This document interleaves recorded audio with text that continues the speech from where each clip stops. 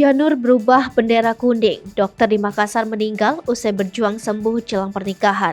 Seorang dokter muda bernama Dr. Alif Adeyani meninggal dunia di hari pernikahannya pada Minggu 25 September 2022.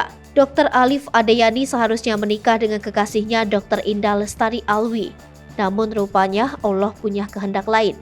Dr. Alif Adeyani meninggal dunia karena sakit setelah dirawat di Rumah Sakit Labuang Baji, Makassar, Sulawesi Selatan. Dikutip Tribun Jakarta dari berbagai sumber, Dr. Alif Adeyani rupanya meninggal dunia gara-gara menderita sakit tiroid dan penyakit penyerta lain. Acara akad nikah dan resepsi pernikahan Dr. Alif Adeyani rencananya digelar di Ballroom Andi Makassar, Jalan MT Haryono, Wantampone, Kabupaten Bone, Sulawesi Selatan. Namun, pesta pernikahan tersebut kini berubah menjadi acara berduka. Dr. Alif Adeyani, pemuda asal Galesong, Kabupaten Takalar, Sulawesi Selatan, melamar Dr. Indah Lestari Alwi, gadis Bone pada Agustus 2022 atau sebulan sebelumnya. Dr. Alif Adeyani merupakan putra dari Haji Junaidi dan Haja Nuraini, sedangkan Dr. Indah Lestari Alwi merupakan putri dari Haji Muhammad Alwi DG Makelo SE dan almarhumah Dr. Haja Harlina SH MKN.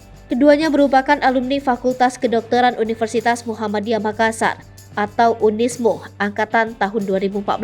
Saat di yudisium pada Maret 2018 lalu, Dr. Alif Adeyani dinobatkan sebagai alumnus terbaik dengan IPK 3,35. 4 tahun setelah menjadi sarjana kedokteran, alumnus SMA Negeri 1 Galesong Utara itu pun memutuskan meminang kekasihnya.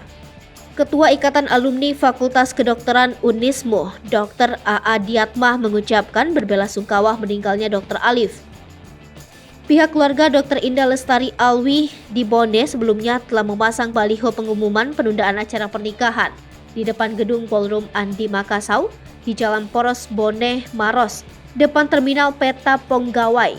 Dalam baliho itu tertulis jika acara pernikahan ditunda sampai ada pemberitahuan lebih lanjut.